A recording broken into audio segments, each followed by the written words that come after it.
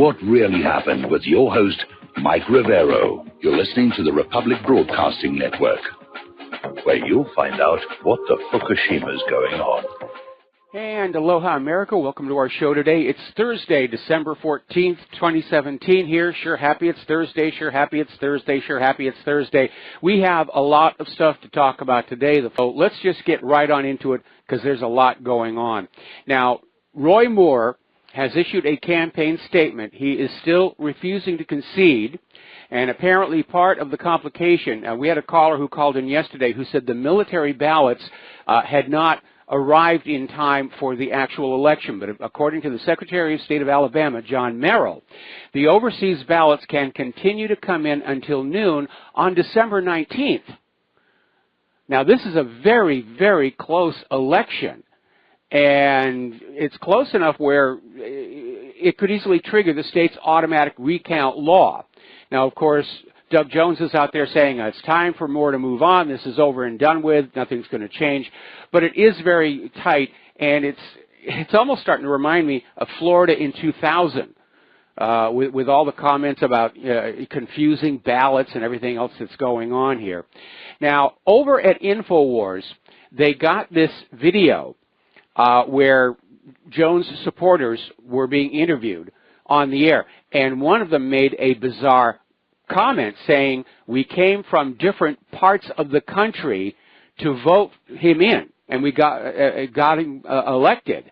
In fact, the direct quote was, he was asked, were you excited to see this victory? And the man answers, because we came here all the way from different parts of the country as part of our fellowship, and all of us pitched in to vote and canvass together, and we got our boy elected. Well, Alabama elections are not supposed to have anybody coming from outside the state to vote.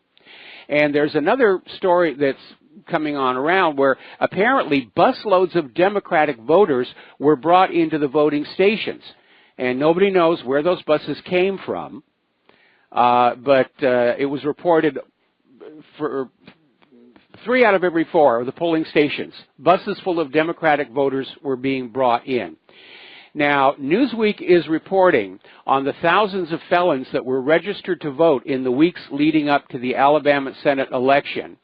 And apparently, Pastor Kenneth Glasgow, who spearheaded the effort, said that on the November 27th registration deadline that they had registered something like 10,000 people statewide, former felons. So again, another dirty election. Another dirty election. All right, let's grab ourselves a phone call. Jim in Chicago, aloha. Welcome to the show. What's on your mind? Well, Michael, the thing that disturbs me today, and there are a lot of things, regarding what the FCC did and what this Congress is going to do when it comes to the tax bill, which is going to hurt middle-class America. I mean, what the FCC is doing, it sounds like we're going to be a banana republic pretty soon if we aren't there already. Well, we're pretty much there already, and I was going to comment on the FCC's vote a little bit later in the show, and it was 3-2, very close, and I really had a problem with the comment made by the guy who was sort of moderating the whole thing, that this is a victory for consumers and entrepreneurs, and we're going to take the politicians out of the process. But no, this is a giveaway to the big ISPs who, as we reported yesterday, lavished something like $100 million all across the House and Senate to try and get their support. And so these ISPs are no longer going to be behaving like common carrier phone companies. They can be selective. They can deny access to traffic unless you're paying them. It means that all of these big internet companies like Spectrum will give the fast lane access to what they make money off of, and everybody else gets shoved over to the side. And I got to tell you, here in Hawaii, Spectrum internet is already abysmal. We pay for 300 megabits per second, and we're getting maybe 60. And I keep calling and complaining, and they keep saying, well, we know, we're working on the problem, blah, blah, blah, blah, blah. Well, Michael, tell me this, though. How is it going to affect the average person like me, you, or anyone else when it comes to, paying our, cell bill or our telephone bill? Well, I don't know about the telephone or the cell phone bill, but I expect what we're going to see is a change in the way Internet access is billed, where there'll be a tiered system. And Spectrum already does it. The low end is 60 megabits per second, which is what we're actually getting. And then for more money, you can have more access. And I think that situation is probably going to get a lot worse. Basically, it means that large corporations who've got money will have top access to the bandwidth, and small operations like independent media are going to get shut out. Right. Now, is there anything that the average person can do? It sounds like the Congress was bribed again, and basically we're just not allowed to do anything. It does sound like that, and yes, Congress was bribed. They're there to basically take donations, and in exchange for those donations, they'll do what the donor wants to have done. Unfortunately, that is the state of the nation today. Right. Well, Michael, I'm going to let you go. You take care. All right, thanks an awful lot for the phone call. We're going to let you go, and we're going to do a shout-out now to our on-air affiliates who are just now rejoining our network. Now then, getting on back to the Doug Jones, Roy Moore election, as soon as they announced Doug Jones had won, liberals hopped onto social media to basically attack all white people in the aftermath of the election result, which is weird because both candidates were white. But for some reason, they equate whiteness with Roy Moore, and Doug Jones, who is white, was apparently the darling of the blacks. And another incident on the same situation, not too long ago, Kentucky State Representative Dan Johnson was under investigation for alleged sexual molestation, and he committed suicide just yesterday, in fact. He denied the charges, was never charged criminally, but he committed suicide, and liberals got on social media cheering his suicide. Now, this guy was a father and a grandfather, along with being a state representative. And here's the thing. Have you noticed how liberals, if you say anything offensive or hurtful to them, they trigger? Oh, the snowflakes, we're offended. But they certainly don't hesitate to dish it back out the other way, do they? It's another one of those double standards. We can be mean and abusive and cruel to you, but you can't be mean and abusive and cruel to us, you know, or you're being racist, or you're being this, or you're being that. Now, things are getting very interesting in these hearings into what's been going on with the investigation into Trump. And Trey Gowdy is in full Gowdy mode, and he's just really pounding on these people. And what has now surfaced are these tweets, these texts between Peter Strzok and FBI lawyer Lisa Page. And an excerpt clearly shows that the Russia investigation was started before the election and was called as an insurance policy. In other words, Peter Strzok was going to make sure that if Trump won the presidency, he would be impeached and overthrown. Now, that very clearly is bias and conflict of interest. And I love the comment that Jim Jordan made about it, saying that Peter Strzok thinks he's James Bond. He's going to save the nation from inside the FBI. But clearly, this investigation was being political, and the goal of it wasn't to investigate a crime. The goal, as stated by Peter Strzok, was to find a way to get Donald Trump out of the White House if he won the election. So Trey Gowdy was out there roasting the Deputy Attorney General Rosenstein, saying, what the heck is going on here? Because he's pointing out that the reason you have a special counsel is because of conflicts of interest. And we don't like conflicts of interest because it undermines people's confidence in both the process and the result. And lo and behold, those that are supposed to make sure there are no conflicts of interest seem to have a bit of their own. And he's absolutely right. The whole reason for a special counsel is to avoid the entire Justice Department or the entire Congress from expressing their political biases. Special counsels are supposed to be objective and unbiased. And in this case, Mueller and virtually everybody that was on his staff were pro-Hillary and anti-Donald Trump.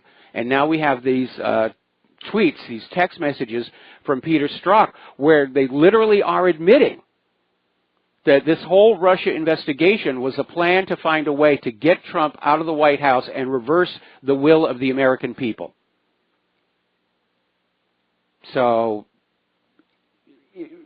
I think at this point, Trump would be fully justified in firing Mueller. Because after all these months, $7 million, they found nothing. They got a few indictments of some Trump associates for things completely unconnected to the campaign. They have come up short on anything that shows Russia had anything to do with the campaign last year. And by the way, Putin had a press conference earlier today in which he once again said, no, we don't do that. We don't need to do that. Now, over at Judicial Watch, Tom Fitton, the president there, is saying the question about what to do with all of this goes way beyond Robert Mueller. And the real question is it time to shut down the FBI? Because the FBI has been turned into a KGB-type operation by the Obama administration. And Fitton is a little off on that last one. It was a KGB-type operation going all the way back to COINTELPRO in the 1960s. But it's not about law enforcement. It's not about investigation. It's not about crime prevention. It's about enforcing the will of whoever is in power to cover up crimes by the elites, to harass people who want to get the truth out there. And he comes on out and says, you got to remember, Fusion GPS, which is now suspected of being a CIA front, was a Hillary Clinton campaign vendor. And the Department of Justice was working hand and glove with them, perhaps paying them money. We know that Hillary did, the DNC did, and the FBI did, and that is also connected to Peter Strzok. There was no barrier, no wall between the Clinton campaign and the Department of Justice and the FBI. It was just one big party politic machine. Now, somebody else who is facing tough questions from the House Judiciary Committee was FBI Director Christopher Wray himself. And basically the issue is about spying on the American people without warrants. And obviously the Fourth Amendment says that is not supposed to happen.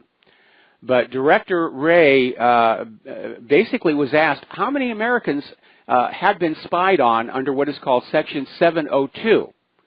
Now, Section 702 was part of the FISA Amendments Act, and basically, Section 702 is being used to violate the privacy guaranteed by the Fourth Amendment. Section 702 authorizes the acquisition of foreign intelligence information. However, the FBI holds the view that because Americans communicate with foreign persons outside the United States every single day, that all of our communications are being captured and read without a warrant. And Congress said, how many Americans have you spied on? FBI Director Wray refused to answer. Not the first time the FBI has withheld things from Congress, even though the House Judiciary Committee has oversight responsibility. Now, the other big scandal that's starting to percolate up is the Uranium One deal. And there was a comment by Senator John Barrasso saying that the Obama administration misled everybody on the Uranium One deal. They didn't have the details, including the fact that Russia was going to wind up with 20% of U.S. uranium. And the Nuclear Regulatory Commissioner, Christine Svinicki, responded to questions saying that, yeah, the Obama administration had not fully depicted the complexity of the transaction, which gave the Kremlin control of all that American uranium. So it was being rammed through, and the officials who were supposed to make that decision were being deceived by the Obama administration.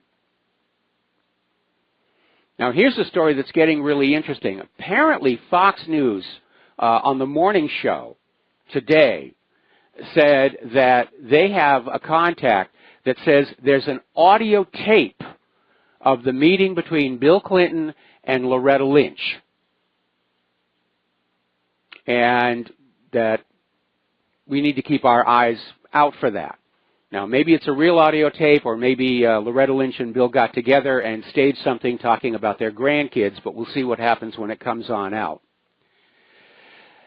Yet another issue that is dogging the administration is this big stink over this lady, Omarosa Newman, who was a former star on Donald Trump's show The Apprentice, and then she was hired as a White House aide. And yesterday, the White House announced that she will leave the Trump administration. Then she went on the news and said, no, she's not. And now the Wall Street Journal is saying that her departure was abrupt, describing her exit as confrontational. And apparently an unnamed White House official told the Wall Street Journal that Omarosa Newman was physically removed from the White House campus late Tuesday evening. So there was some kind of a big blow up there as well. All right, so let's get into the war zones here. There's a lot going on. Syrian army is preparing for an operation in Idlib, and basically the Syrian Arab Army and the National Defense Forces have established control over the hilltops of Al-Amar, Al-Majahan, and Al-Kazan inside the Beit Jin pocket in southern Syria. And so it looks like they're about to divide that pocket into two separate parts. And if this is done, the liberation of Mug al-Mir by government troops will just be a matter of time. Divide and conquer. We've all heard that phrase before. Now, there's an article that came out over at the Real News saying that Putin's Syria victory, and let's be honest, that's what happened. The U.S. wanted to take over Syria. Putin stopped them. But this story over at the Real News is saying the proxy war is going to continue and is probably going to ramp up in neighboring Lebanon. This is according to Syria expert and scholar Joshua Landis. So Syria is just mutating into another form of war, and Lebanon may be in the crosshairs. We certainly know Lebanon is in Israel's crosshairs. They still want that Litani River. Supporting that idea that Israel may go into Lebanon, apparently Israel's Intelligence Affairs Minister Yisrael Katz, in an interview on Saudi media, threatened to attack Lebanon to prevent an Iranian military presence, which even some of Netanyahu's associates are saying doesn't really exist.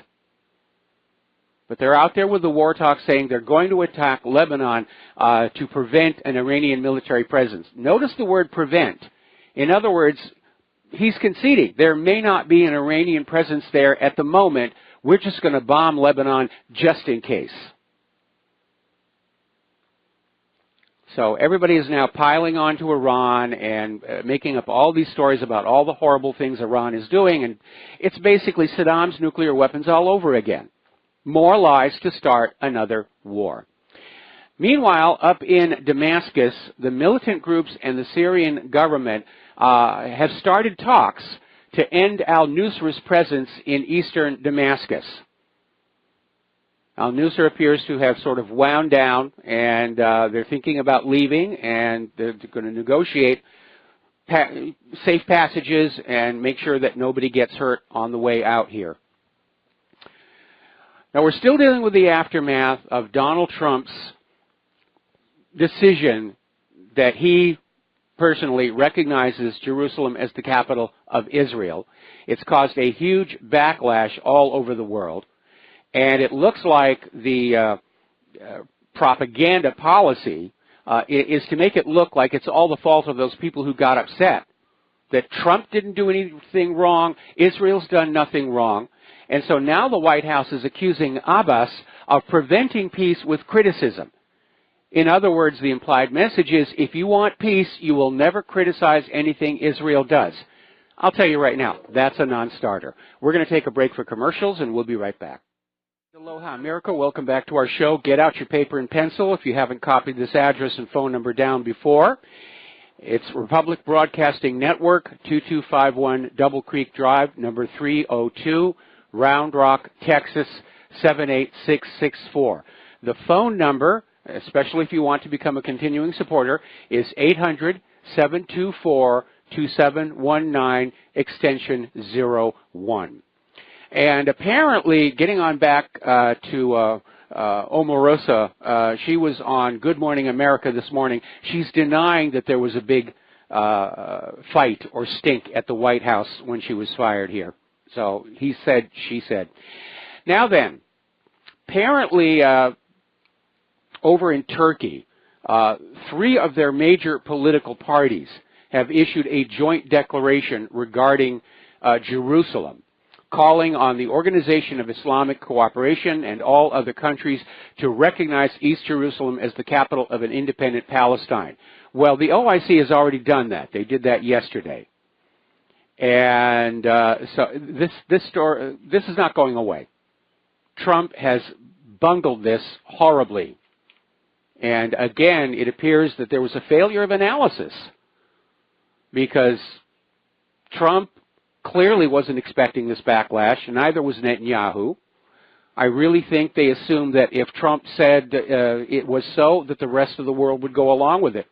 And it didn't happen. Apparently, a prominent South African university is now boycotting Israel over the Jerusalem situation. And so the Council of the Tshwane University of Technology has resolved that the university will not forge any ties with Israel or any of its organizations or institutions. And they're calling for the end of the illegal occupation of the Palestinian territories. Now, the U.S. State Department is responding to the complaints from Palestine, or rather the complaints about Palestine, and certainly to the comment about how the United Nations should step in for a peace plan. And the State Department is saying, no, no, no, no. The U.S. is still working on the peace plan. We're still going to be in charge of that. Well, nobody's going to listen to them. Israel will, because the U.S. gives Israel whatever they want. But Palestine has already said, we're not talking to you anymore over the peace issue. And the rest of the Mideast has said the United States is now thoroughly discredited as a peace mediator. Meanwhile, apparently, the Saudi newspapers are reporting Israel has invited Crown Prince Mohammed bin Salman to take over the peace negotiations between Israel and Palestine.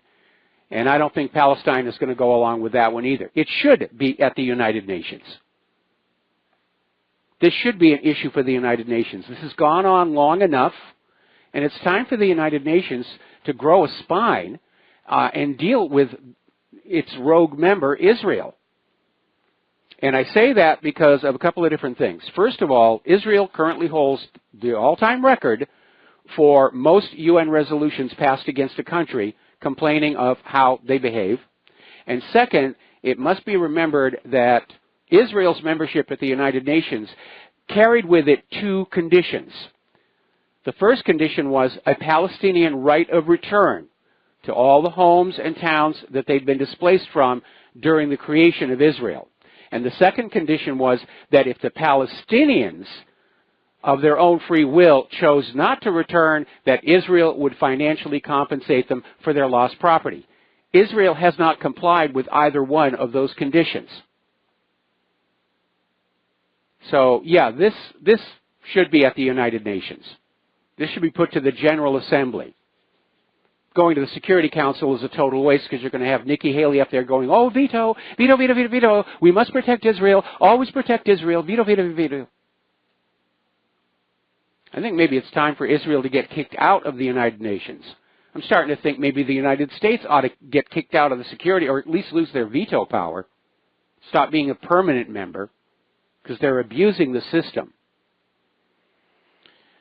Now, so many governments in the Mideast have now said they're not going to meet with Mike Pence, that Pence is now delaying his Middle East trip.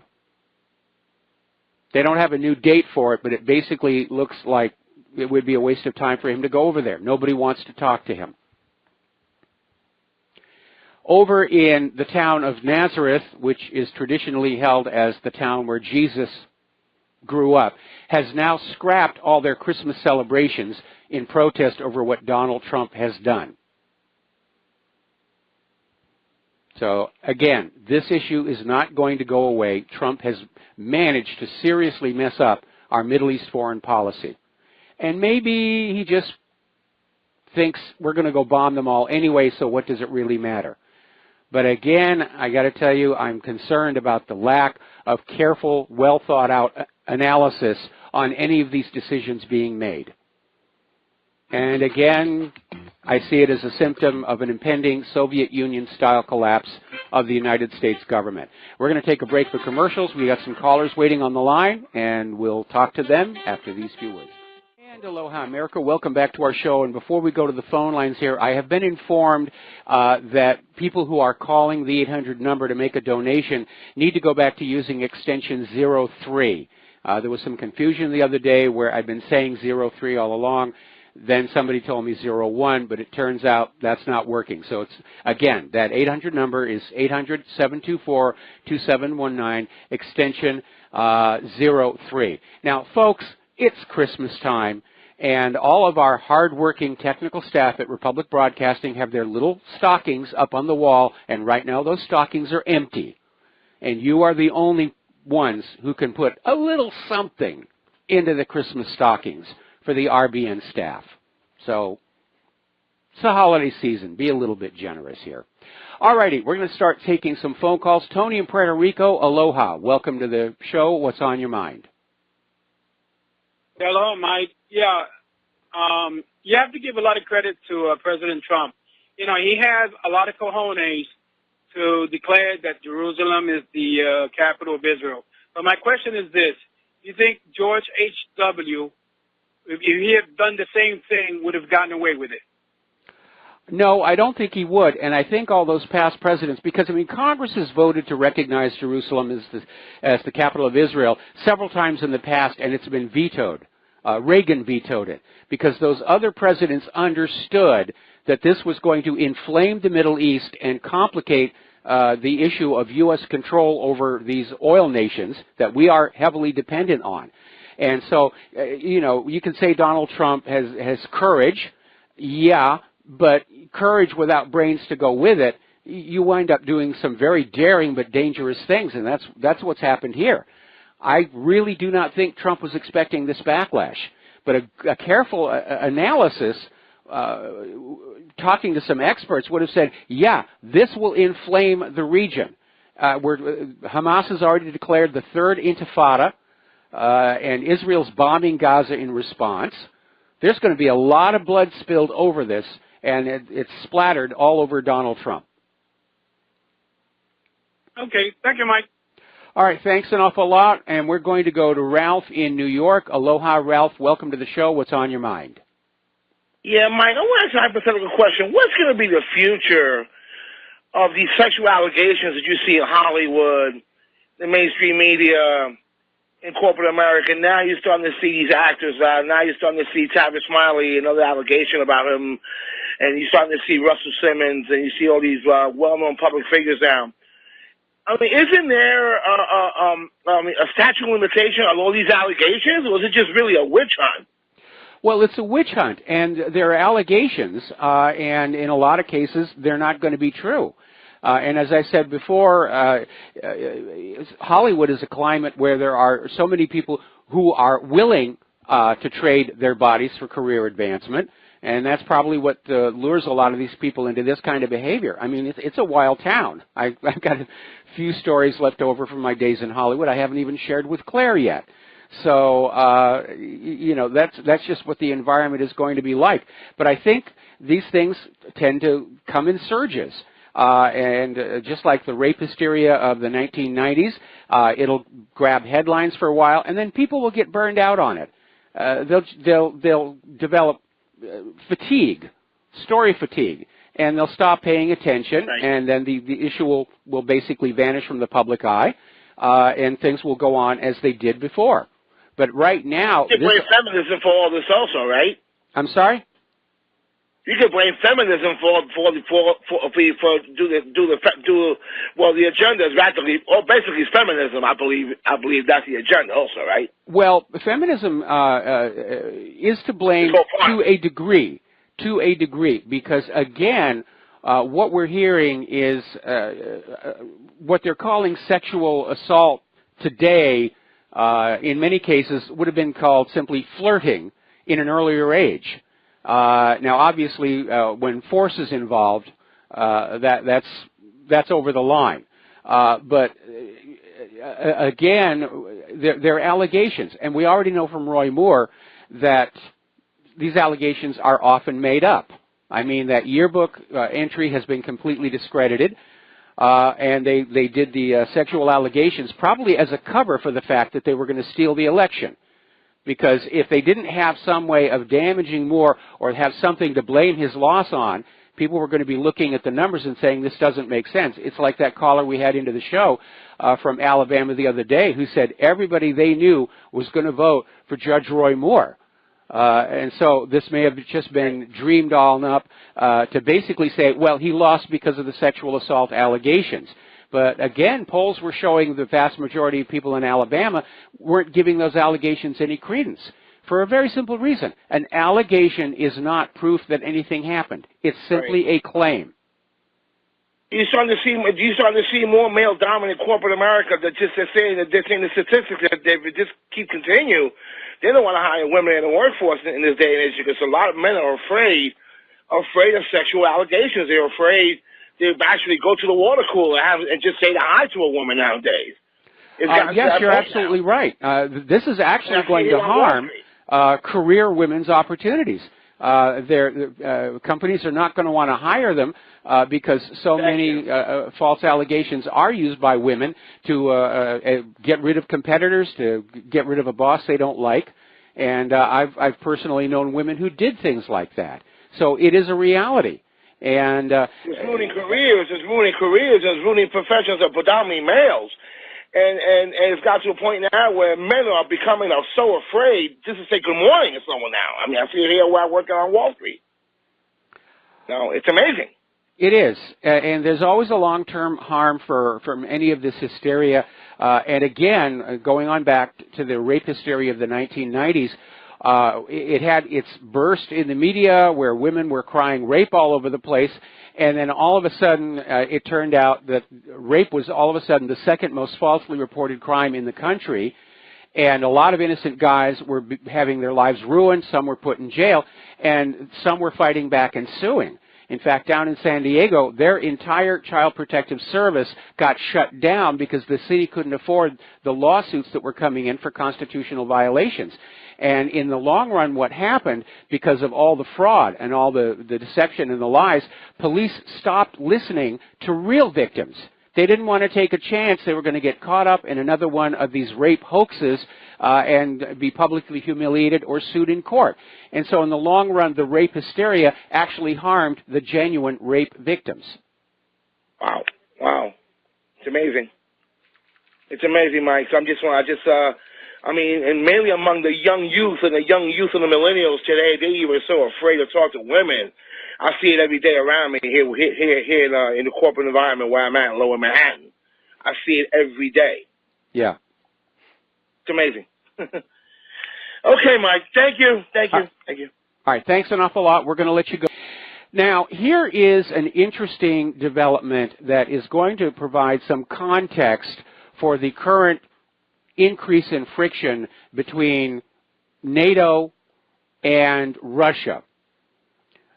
Because newly declassified documents have come on out,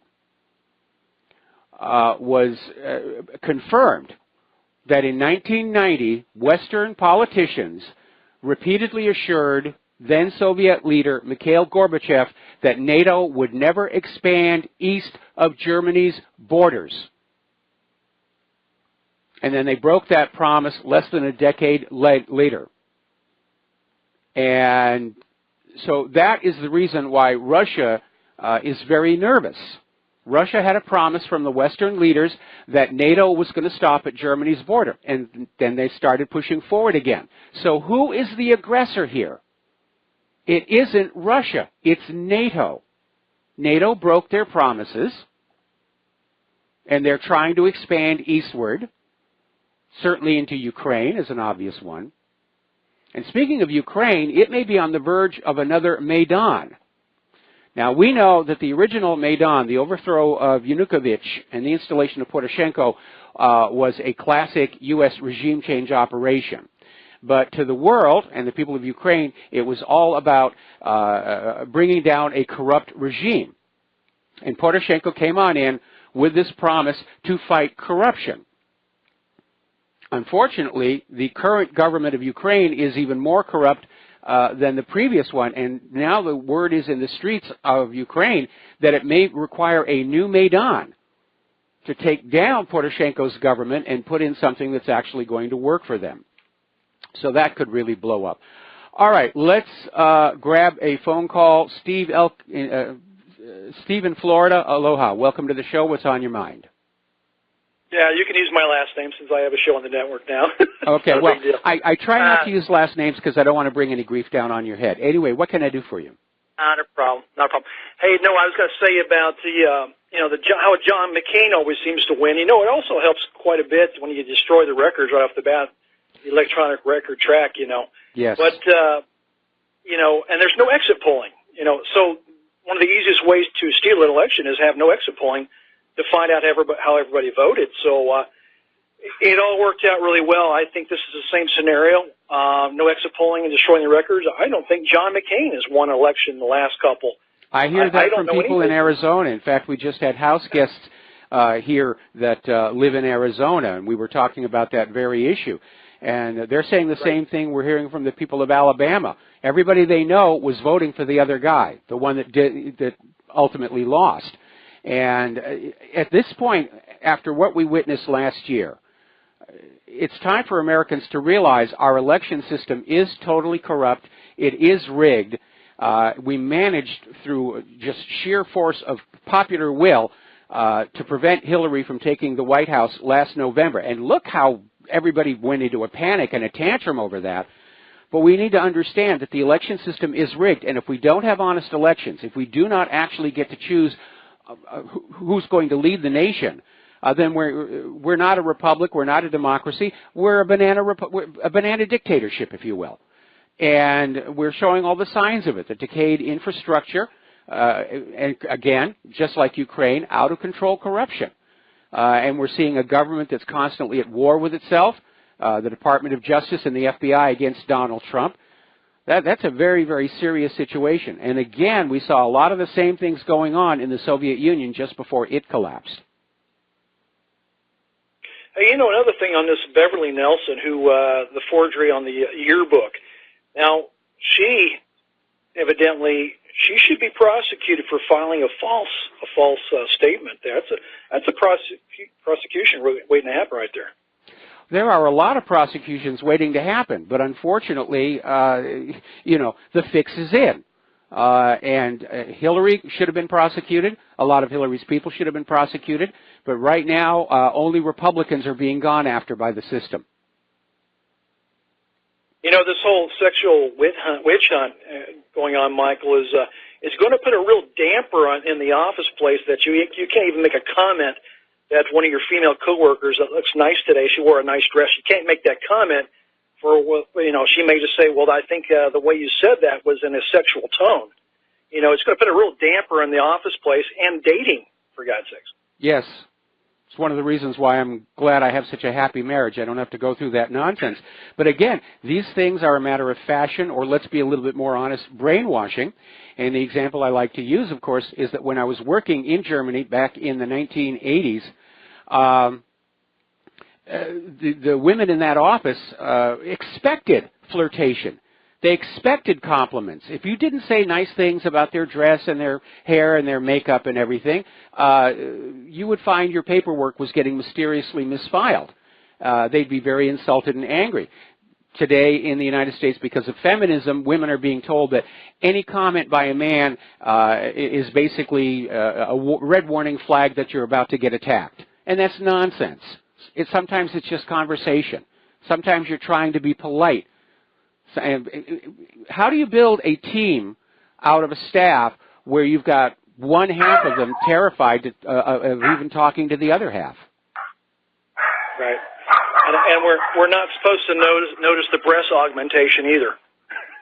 They go out of their way to do the breast augmentation. We're not supposed to notice that either. Well, you know, there was one incident at a studio in Los Angeles I was working at, and again, this was when this whole nonsense about feminism was really starting to crank on up. And there was a girl who worked there, and she was part of the technical staff. She wasn't front office, so there wasn't really a dress code. And she used to walk around basically in this very thin leotard and just waiting for a guy to make some kind of a comment at which she'd just scream at him. And fortunately, she didn't last there very long. Hey, thanks, Michael. Appreciate it. All right, thanks an awful lot. We're going to let you go. Now, let's get on over to Iran. Everybody's dumping on Iran.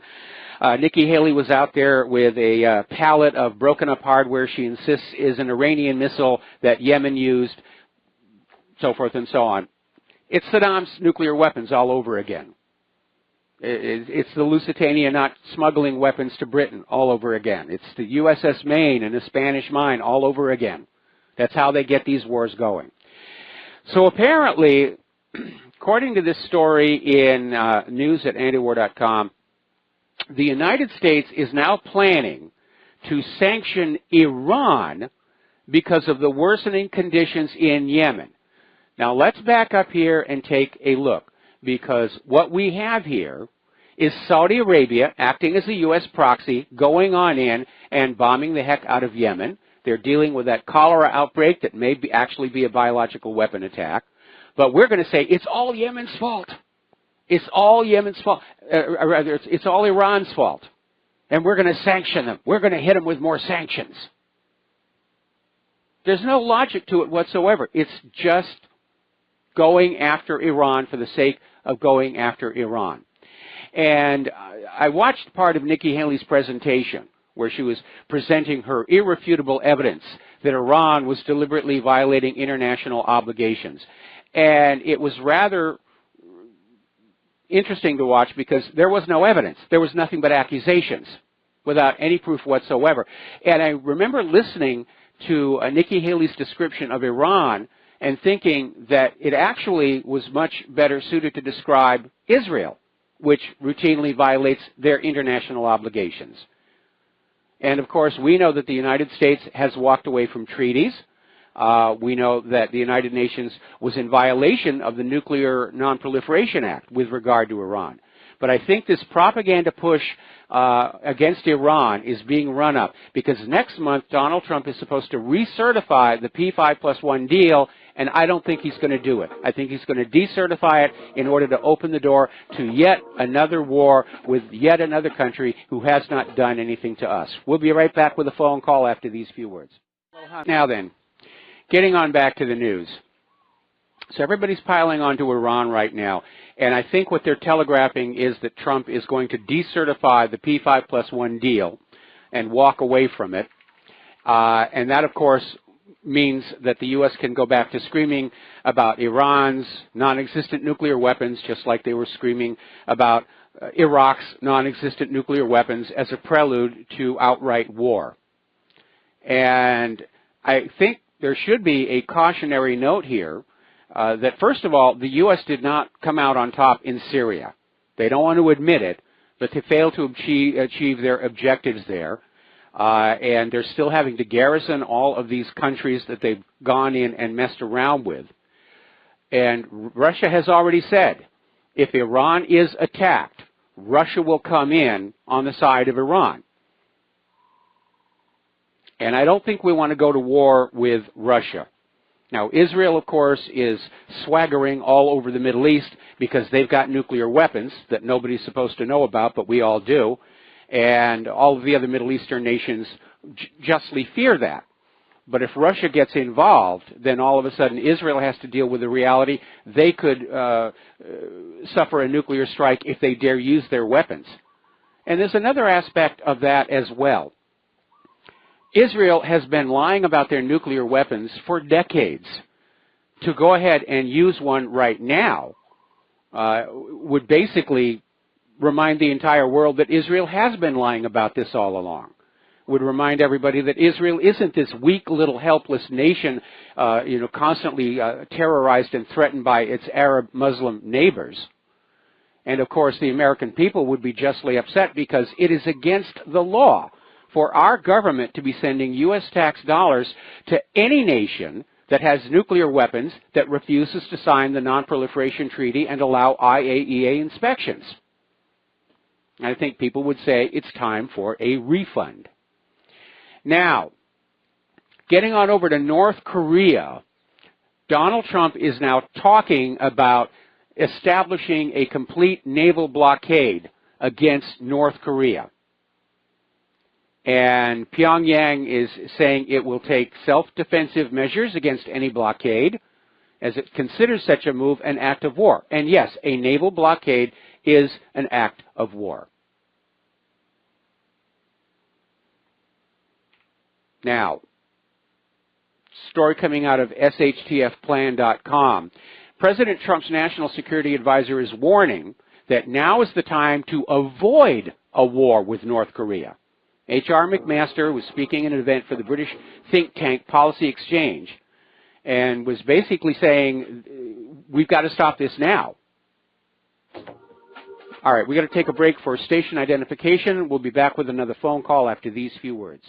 Aloha, America. Welcome back to our show, hour number 2 here. And well, net neutrality as a concept is the idea that every Internet service provider has to carry every other Internet service provider's traffic on an equal basis. And it comes out of something that was called common carrier, because this was an issue when they broke up the Bell Telephone Company as a monopoly and started the regional telephone companies, the baby bells. And people wanted a guarantee that the phone call that they were making from one of these phone companies was going to reach the destination in an area covered by another phone company, transiting through wires that were owned by a third telephone company. So the common carrier concept was established at that point, which is why the breakup of Ma Bell wasn't more confusing than it actually was. So it's always been applied to the Internet since its earliest days as the ARPANET. And what caused the big ruckus was the suggestion that common carrier not apply to the Internet to allow the ISPs to have more control over the traffic passing through their system. And the concern was that the ISPs would start playing favorites. It wouldn't be equal bandwidth for all, that the ISPs would give the lion's share of the bandwidth to large corporate customers, and everybody else would have to deal with less bandwidth and just sort of get shoved over to the corner. And that's what people were upset about back during the Obama administration. And the ruckus was so bad, that's why Obama passed his rules for net neutrality to maintain that common carrier. It's one of the few things he did that I agreed with. What the FCC did early today was they ended the Obama rules guaranteeing net neutrality. And they're trying to present this, that this is a victory for the consumers and entrepreneurs and so forth. But it's a giveaway to the ISPs, where they can now preferentially provide their product to you and scale back product coming from competitors, and in a way open the door to filtering and censorship. So I'm in agreement with your kids. What the FCC did today was a very, very bad thing. Aloha, America. Welcome back to the show here, and I'm watching on the corporate media feed here, and apparently this former Apprentice star turned White House aide, Omarosa, is still denying that she was fired, and she's going around saying she has a story that the world will want to hear. And so I'm wondering if this is going to be the opening salvo in this attempt to bring Trump down with a flood of sexual assault, harassment allegations, because we've been hearing grumblings that this was in the works. So this is an ugly time in American politics, and Fox News just teased with a story, breaking news regarding the email scandal, so we'll have to keep an eye on that one. All right, let's take another phone call here. Daniel in Canada, aloha. Welcome to the show. What's on your mind? Aloha, Mike. Yeah, I wanted to get right into it's the 5-year anniversary of Sandy Hook. Yes. I was one of those researchers that was all, digging for months and months after this event. Don't know why there was a few Canadians that were involved, and we did quite a good job of asking some pretty good questions that are still unanswered. So I just thought a little bit of things in point form I want to relate to your audience. Okay. If your child died, you'd be a babbling mess with swelled up eyes for a week. But these parents were out giving interviews stating that they had closure, were forgiving of the shooter, and seemed more concerned about changing gun laws than their own privacy. Curiously, almost all the parents were very proficient public speakers. And I know you've been in broadcasting a long time. Yes. And it's not an easy to do. Did you ever see that one video? There was this video of this guy who was supposed to be the father of one of the dead children, and the unedited version leaked out. And it shows him coming on out to be interviewed, and he's laughing and joking.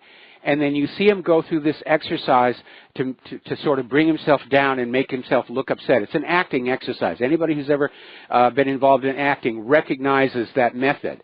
And to me, that was the dead giveaway that this was all another staged hoax. Exactly. There's nothing that's, smoking gun, and a lot of the naysayers say, oh, well, what proof do you have? And it's a lot of little things. It's circumstantial things. Why were porta potties ordered to the school afterwards instead of medevac helicopters, which weren't even alerted when the first accounts of victims from an active shooter event were flooding a 911 dispatch? There's a lot of Photoshop pictures of the alleged victims. Anyone can Google this. These are all from Reuters, AP, so they're not like, some guy in his mom's basement.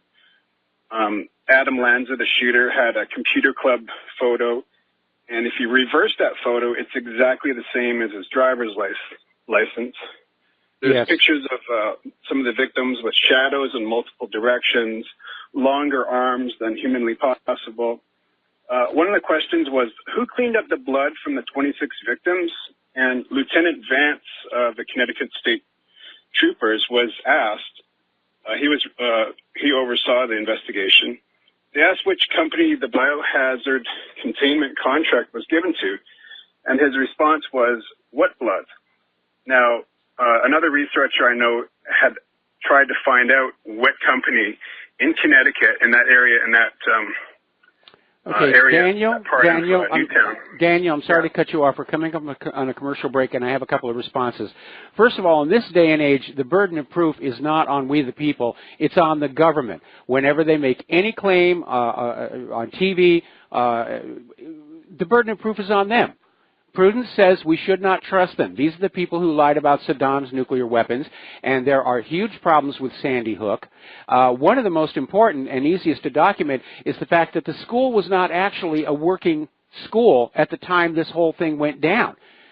Internet records prove it. Looking at the condition of the school itself at the time, Wolfgang Halberg makes this point. There were broken railings and all kinds of mold. That would not have been allowed to be the case in a school where children were actually going to study. So that really... I'll be over to the... Sorry, go ahead. To the break? No, I've got to get on to other things here. So you got about 40 seconds. Yeah, I had a couple more things, but... Okay. No fingerprints or DNA from the alleged shooter found on any of the weapons or the magazines duct taped together. Parents not allowed to identify their own children's remains, and they said they were perfectly fine seeing photographs of their own children instead of seeing them in person. And anyone would want closure, or at least you wouldn't be able to drag someone away from that. But they were apparently fine from that. I guess there's another thing about the dash cam video that was released with the cops eating Doritos on the hood of their car and allegedly seeing 26 victims all massacred. I mean, it just doesn't add up. No, it never added up. And like I said, that one video of the supposed father laughing and joking before his actual interview starts, that was the giveaway for me. Okay, Daniel, we got to let you go. We got to take a break for commercials, and we'll be right back. Aloha, America. Welcome back to our show here, and I'm watching on the Fox News feed here. And apparently the new information on the FBI's investigation of Hillary Clinton's emails relates to some of the information that has surfaced looking at Peter Strzok. Peter Strzok's text indicated a bias, an institutional bias, in favor of Hillary Clinton, opposed to Donald Trump, and apparently now there's been a linkage going on back to former FBI Director James Comey, and so all of a sudden the issue is, was he trying to help Hillary Clinton when he did that little statement of laws that had been broken and then said, we're not recommending charges, which was overstepping his bounds. That's not the FBI's job. Well, to those of us out here watching, yes, it was very obvious that James Comey and Loretta Lynch were trying to help Hillary Clinton, and there should be a special counsel on that one.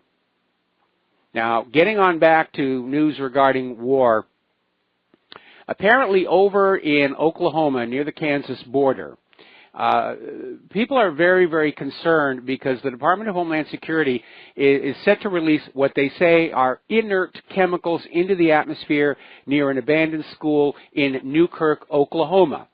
And they're trying to gauge how the chemicals travel through the air and whether they could infiltrate buildings and homes where people were seeking shelter in the event of a biological attack. Now, they're saying it's to provide some kind of a defense and save lives. You know, duct tape and plastic or something. It looks to me like they're developing an offensive capability. But the issue here is these people living in the area are very concerned that they're going to be used as laboratory rats, and they're not sure how far they can trust the Department of Homeland Security that the chemicals are inert and harmless. And that's actually based on history, because many years ago there was a biological weapons test over San Francisco, and what they did is they released what they thought was a very mild illness into the air, and then they were simply going to keep track of records at clinics and hospitals to see how many people came in with this specific illness. Unfortunately, it turned out the strain that they released was a little more potent than they thought, and some deaths resulted.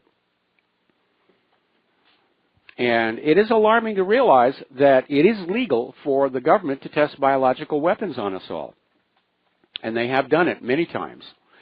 Now, here's another story and another reminder where if you have children of military age, you might want to share this with them.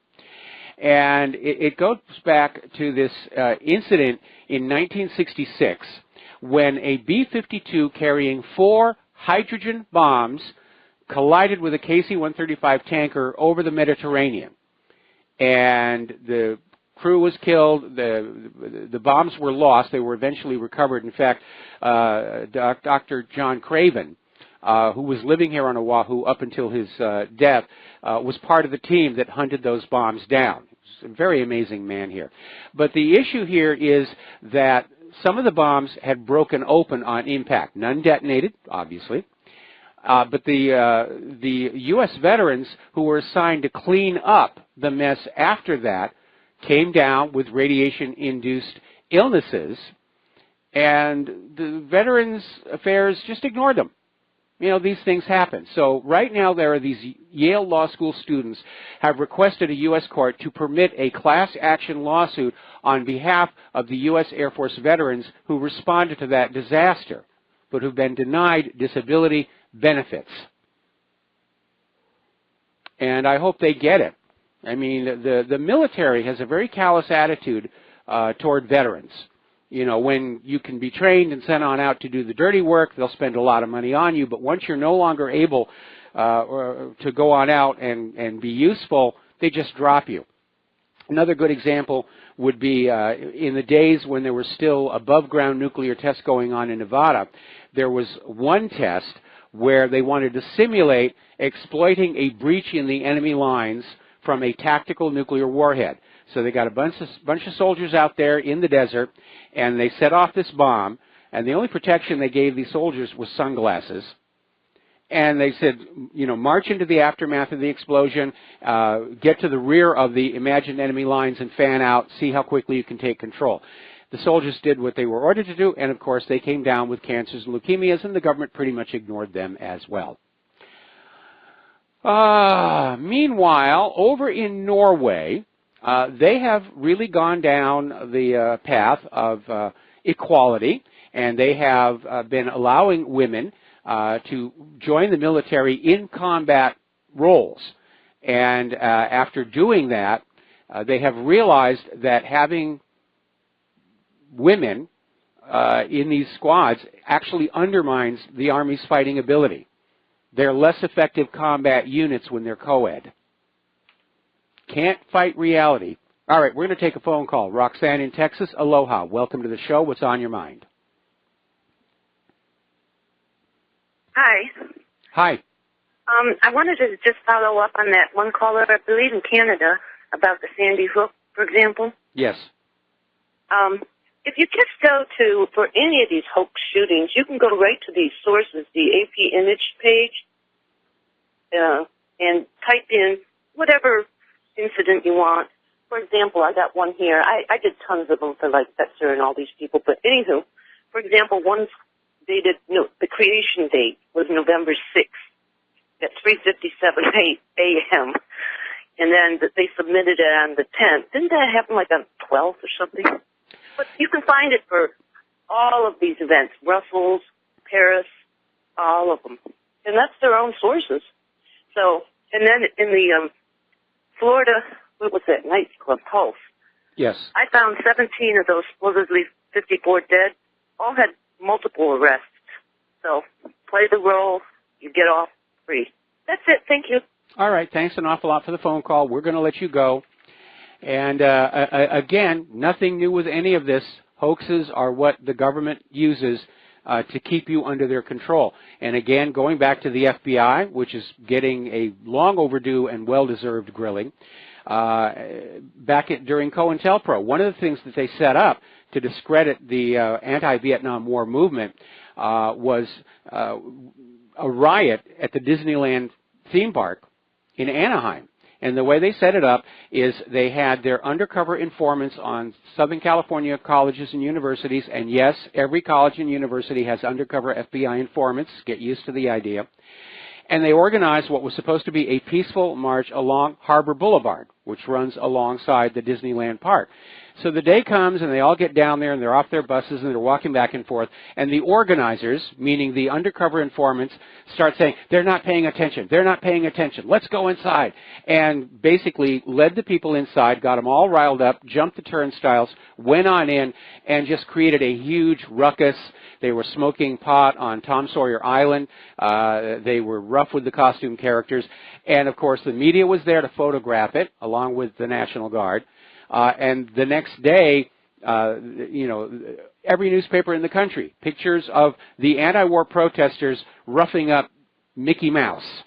And in a stroke, completely discredited the anti-war movement. Because obviously they're not very peace-loving if they're out there being violent on Disneyland.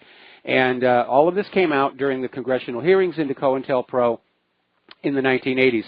Another hoax they did was the famous Black Panther coloring book to try and sever relations or increase racial tension between blacks and whites. That was another fake. So as I was telling that first caller, Daniel, if somebody comes on up and says, well, how can you prove that there was a hoax?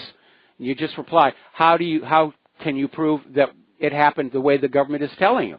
And they'll say, well, it's the government that's telling me that. And then you say, same government that told you Saddam had nuclear weapons. Americans are the most lied to people on the face of the earth. And you need to understand and accept that in order to develop a healthy degree of skepticism, especially with more and more of the same bovine excrement being poured all over us to get a war going in North Korea and in Iran and possibly Lebanon and who knows where all else. So let us talk now about the economy. The Federal Reserve has raised interest rates to the highest in a decade. And this is going to have repercussions. We might see a correction on the stock market because the stock market is being driven to record highs by the availability of very inexpensive money. So these brokerages can borrow the money, buy the stock, and then they hope somewhere down the road they'll sell the stock at a profit, they'll pay back the loan to the bank with the interest, and there'll be enough left over for a healthy profit for themselves. But now that margin of profit is being shaved off here. Over in Scotland, there's a little bit of an upset because Nicola Sturgeon is now pushing for what she calls a tartan tax. And that's basically a penny on income tax for earnings over £24,000 a year, and claiming only the wealthiest pay more. But she's drawing flack because she had campaigned originally on a promise not to raise taxes.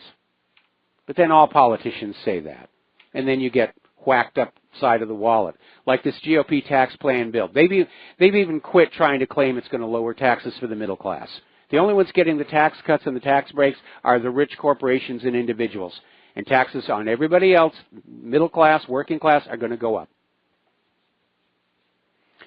Now, Delta Airlines has chosen Airbus over Boeing in this $12 billion jet deal. This according to Bloomberg. And that is really going to hurt the economy out there in, well, every state where Boeing has a plant. Certainly out in Washington State here. Meanwhile, Iran Air is getting ready to buy some Boeing jets, so that's good news for Boeing.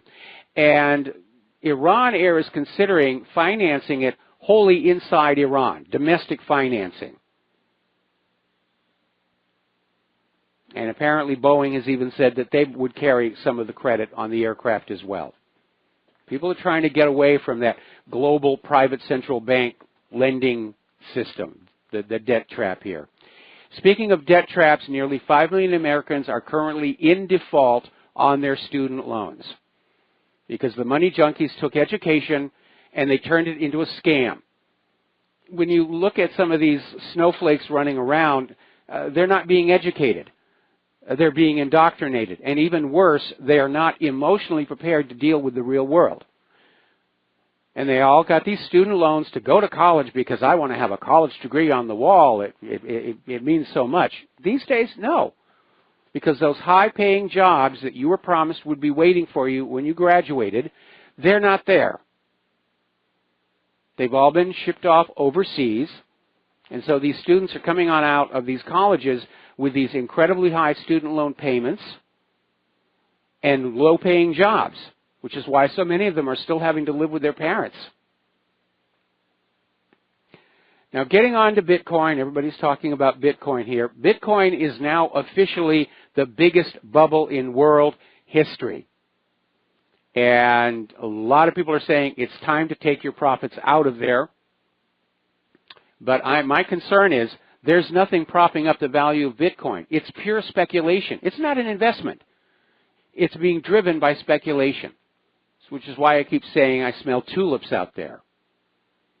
I think there's going to be a major, major crash of Bitcoin. I don't know when, but it does feel like it.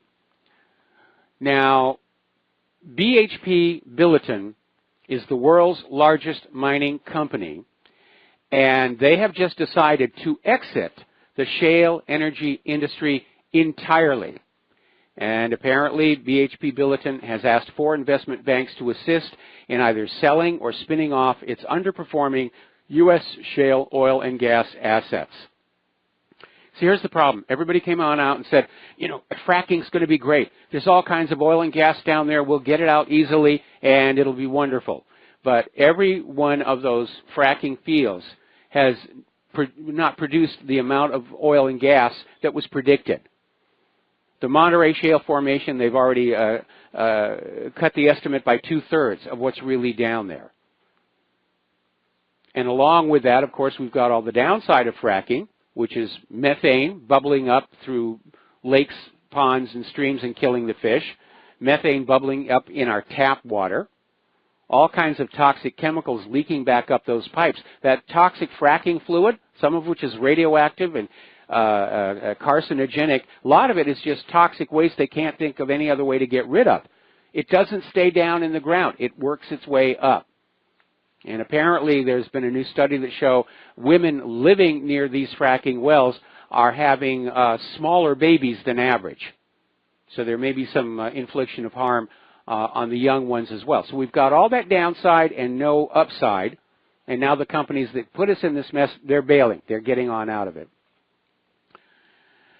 Now, as you know, Greece is in serious economic hardship. And one of the things that they're looking at to try and deal with that is the fact that Germany owes Greece 185 billion euros in World War II reparations. And apparently German researchers are confirming that. It was based on, in large part, on a forced loan. When Germany occupied Greece, they forced the government to loan Germany some money that was never repaid, and it's been accruing interest ever since. Now, Berlin is saying we reject any claims of World War II reparations, which again is a double standard because Germany agreed to reparations for Israel. The first 3 Dolphin-class submarines Germany gave to Israel as war reparations. But the Greeks don't count. The Greeks don't count on that one at all. So that's going to be a bit of a fight. Getting on over to Great Britain, Theresa May has suffered a major setback because apparently conservative rebels in the House of Commons backed an amendment to the European Union withdrawal bill granting Parliament a meaningful vote on the Brexit deal. In other words, forget the will of the British people. If Parliament decides that they don't want to go along with Brexit, Brexit will be over and done with.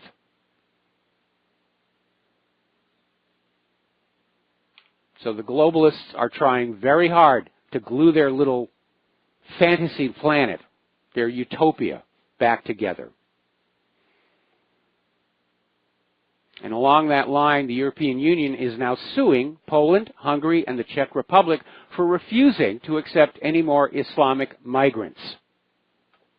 We're going to take a break for commercials, and we'll be back after these few words.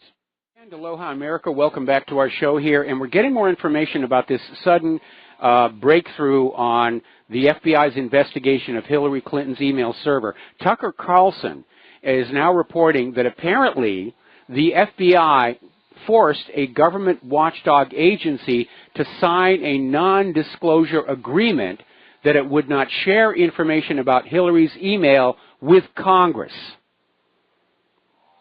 Now that shows the FBI actively sabotaging Congress and their oversight authority. That's really big. This gets back to Tom Fitton at Judicial Watch saying the question isn't really about what to do about Robert Mueller, but whether the FBI ought to be shut down. They aren't really a benefit to the American people. They're not the swell bunch of Joes you see in movies like The FBI Story or Silence of the Lambs or various TV shows. That's all crafted propaganda to make you think they're wonderful people. The Nazis did the same thing. There was all kinds of propaganda to convince the German people that the Gestapo was working for them, that the Gestapo was protecting them. Now, getting on back to Europe here. As I mentioned before the break, the European Union is suing Poland, Hungary, and Czech Republic for refusing Islamic migrants. Apparently, back in 2015, the European Union demanded that 160,000 refugees be distributed throughout most member countries of the EU. And it's another reminder that the European Union is rapidly moving away from being a union into being a dictatorship, because more and more the authority of the sovereign member nations is being eroded. Now, so many migrants are flooding into these European nations, it's distorting the economy. And over in Sweden, 6 out of their 8 parliamentary parties are now in agreement that the national age of retirement needs to be raised from 61 to 64 years. in order to deal with the increase in migrants and the fact that it is straining the economy, and retirement is going to be that much harder for the government to provide.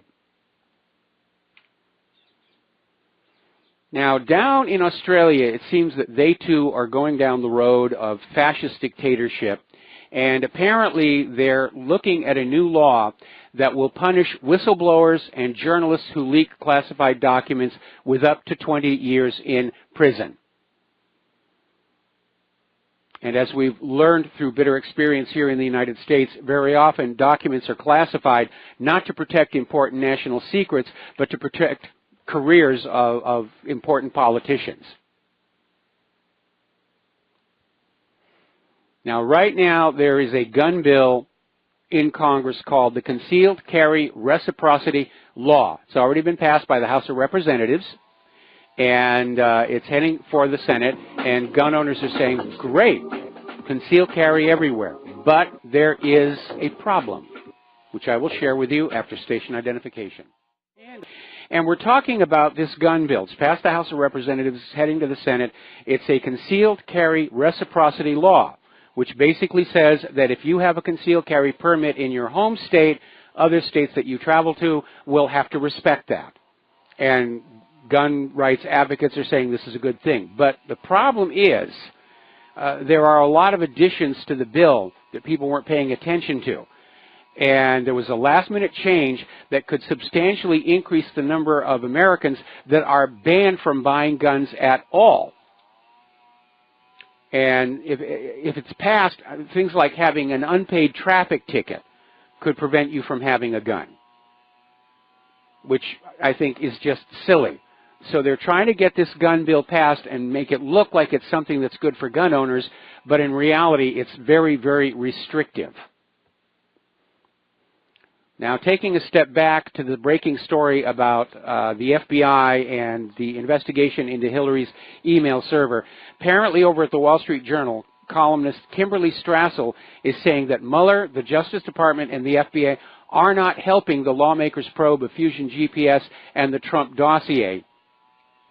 That's obstruction of justice. And so is that non-disclosure agreement that the FBI had a watchdog agency sign saying they would not share information with Congress. That's obstruction of justice. So this is getting really serious here. And this is what the corporate media ought to be reporting on. And of course, you know, applause for Tucker Carlson for getting it on out there. But it's starting to come apart. All right, so let's talk about human-caused global warming, knowing that Britain is under 13 inches of snow. And earlier this year, the global warming cult came on out saying there had been a dramatic increase in the sea level of the Indian Ocean. Sorry, I had a little cough there. But a new study came on out, looked at the raw data, and found no increase in sea level. And basically said that these global warming activists' interpretation of the data was based on adjustments that seemed completely arbitrary. They're still rigging the data. Now, because of the hard winter and because of that one major pipeline that is closed for repairs in the North Sea, Britain is going to ignore the sanctions against Russia, and basically they're going to approach Russia about oil and gas. And apparently a deal has been struck for a shipment of gas, liquefied natural gas, by the end of December. 170,000 cubic meters of liquefied natural gas carried by the Christophe de Margerie ice-class tanker, which is the first vessel of the Novatek-operated Yamal project in the Arctic, has been bought by a British energy company, and it's now heading to the Isle of Grain terminal in the UK. Now, that ice-class ship, back when everybody thought that the world really was warming and the Arctic really was shrinking, Russia invested in a fleet of cargo ships and tanker ships able to get through thin ice. That's what they mean by ice class. And they're all ready to go. They're all ready to go. Now, as we've mentioned earlier in the show a couple of times now, the FCC voted to repeal the Obama Internet rules guaranteeing equal treatment by ISPs for all their customers. And the repeal of the rules passed on a party line vote 3-2. At one point, they had to leave the room. There were protesters outside, and apparently somebody phoned in a bomb threat, which turned out to be fake. But there was a lot of hostility on this issue because despite the FCC chairman's comments about how this was going to restore the Internet to entrepreneurs and users and customers and take it out of the hands of those politicians, in reality, it is a giveaway to the major ISP companies so that they can prioritize traffic based on their own financial or political interests. And so this is a disaster for ordinary people. They're going to turn the Internet into just another corporate-controlled content delivery platform. We'll be back after these commercials. Aloha, America. Welcome back to our show here. And I was just watching the news feed. Fox is reporting on the FCC's decision to end net neutrality. The FCC is saying we're returning to the rules under which the Internet flourished prior to 2015. But even Fox News is saying what it really means is the big Internet service companies like AT&T, Spectrum, and so forth now are free to throttle offerings from rival Internet service companies. So in other words, what is going to happen is it's going to turn into like your cable TV company, where you're signed up for cable TV, all you can watch is what the cable TV company is programming. And if there's a movie out there you want to see that's on somebody else's system, you can't get at it. And that's what's going to happen here to the Internet. So all in all, I think it was a very bad idea. I support the common carrier concept, and it should have applied here. It did apply here originally. Now then, article coming out of the Daily Bell talking about how online deception is not about the Russians. Remember, we reported yesterday that after all the screaming about how Russia influenced the Brexit vote, they found a total of something like 70 cents worth of ads that were seen by maybe 200 people. Okay. But this article is basically talking about online deception is the province of government. And the government have paid agents as trolls online to divide and confuse, to hurl insults, to plant ridiculously silly stories, to try and discredit the Internet as a reliable source of information. They're still out there pushing this flat earth nonsense, and that's all it really is. And they're trying to make it look like people who are on the Internet are actually believing that the earth is flat.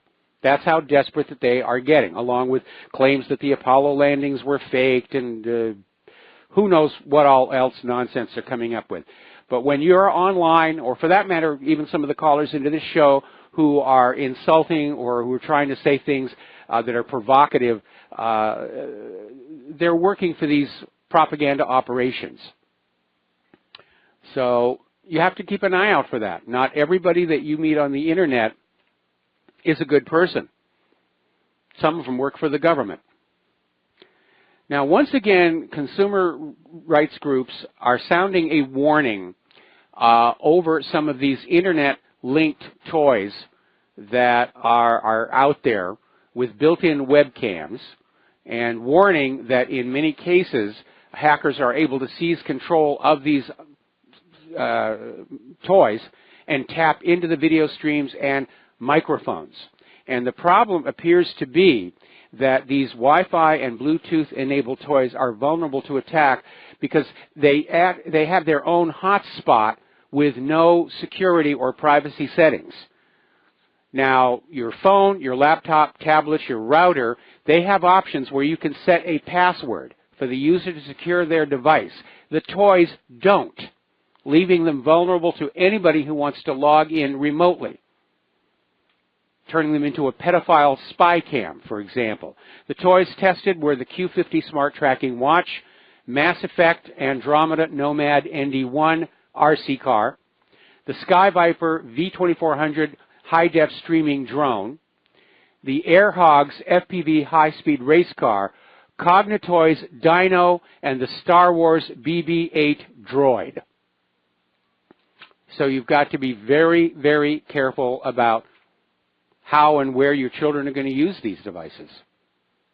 And it's not just children who have to worry, because Consumer Watchdog is out there saying that personal digital assistants are going to be spying on you as well. And the two they're talking about are Amazon's Echo and Google Home, which are two of the biggest sellers this holiday season. But Consumer Watchdog is warning the public after obtaining documents that reveal the company's future plans.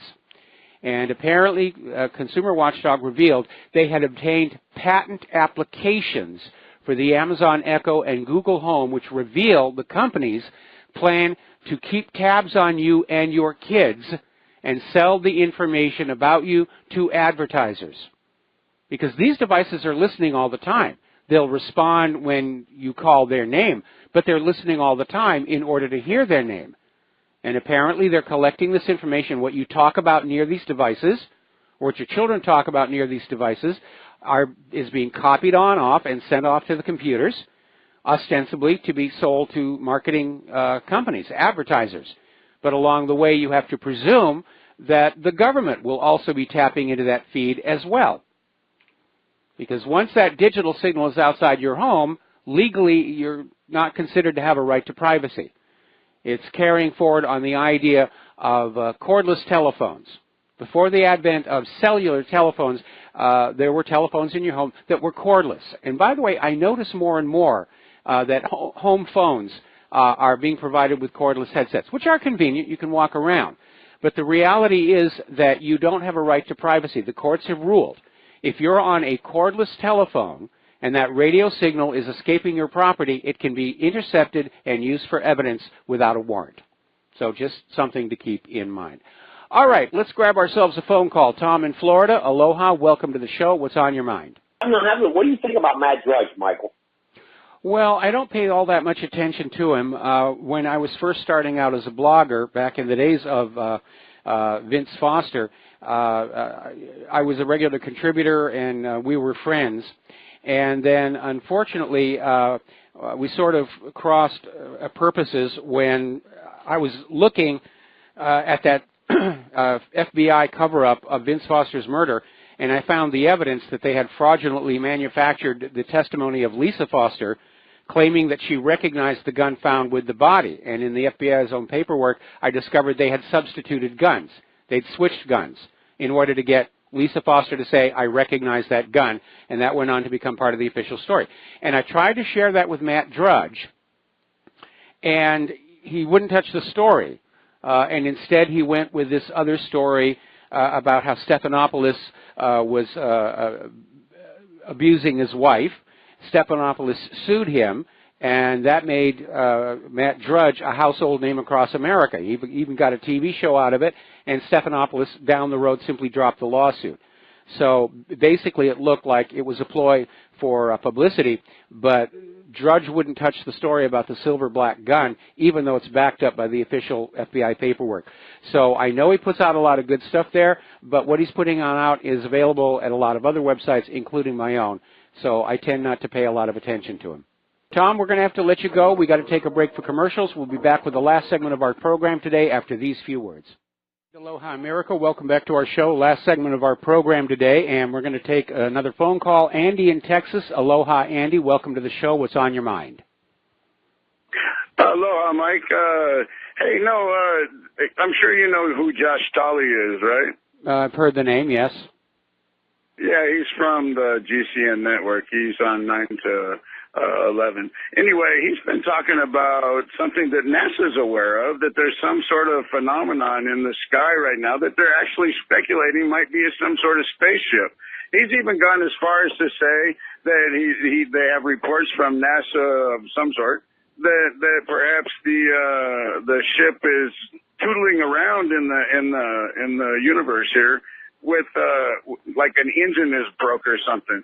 So have you heard anything about that? Yeah, that it's what it was. It was discovered to be some kind of an asteroid or object right here at the observatories in Hawaii, and that's why it's named Oumuamua, which means messenger. Its official name is A2017UI, and the reason it's attracted attention is because it's extremely elongated. Most asteroid objects tend to be more or less spherical. This one is very long and thin. It's like a 10-to-1 ratio. And from its speed and trajectory, it's obvious that it came from outside the solar system, and it's headed on its way back out. But everyone was saying, well, this object can't exist naturally. It must be an alien spaceship, and everybody's sort of caught up with it. And it's been given star power because Stephen Hawking is now out there saying it could be some kind of an alien probe. Personally, I would prefer to wait until a lot more data was collected on it. But again, we know that there are going to be alien civilizations out there, and someday something may be coming through. As I've said before, I can't imagine what they would find of interest on our planet to bother stopping and looking at us.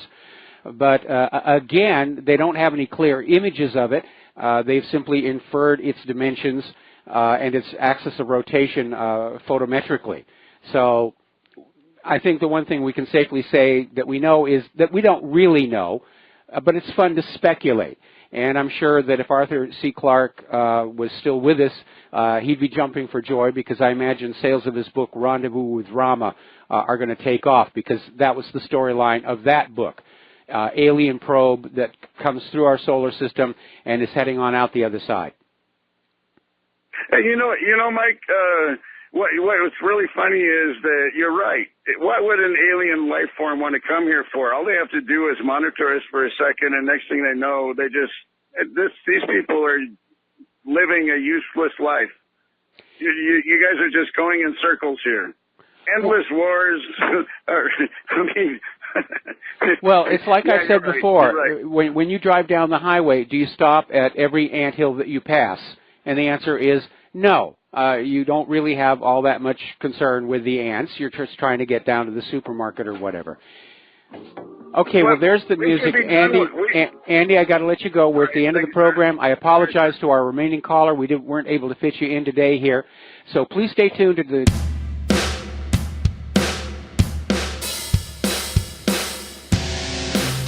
This is William, hopefully your favorite videographer from 2 Hats Publishing. I hope you enjoyed this video. If you like it, please leave comments below, or like, follow, or subscribe to us and get notices of all our videos. We love it, even when you call.